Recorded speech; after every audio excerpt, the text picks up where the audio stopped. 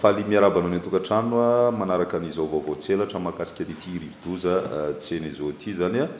tamin'ny nioa 3 maraina teo zany izy ity dia mbola ny andranomasina aloha zany ny ivony any amin'ny 570 kilometatra atsinana somary avaratra atsinana ny Andalana Sambava no misy ny foibe ny rivotra hoentiny dia eo amin'ny 100 kilometatra isan'ora zay raha natafiotra 70 kilometatra isan'ora zany hoe tsy miova zany tanjaka izy ity fa mbola mijanona ho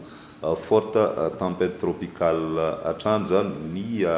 fiksanany dia mizotra miana atsimo somary andrefana izy io ary mahafaka hatrany amin'ny 520 kilometatra isan'ora ny tombana dia hiditra tanety any amin'ny tapany avaratry ny district ny Antala izy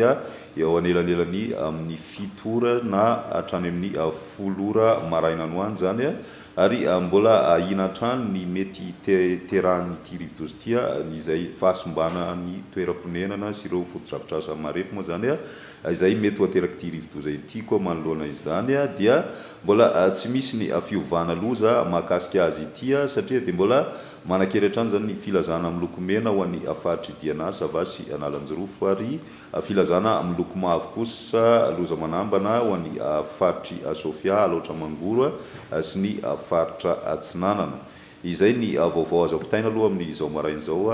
rehefa avy eo indray izay miditra vatana eto mampita an'izay vaovao azo ambara mahakasika an'ity rivodoza ity.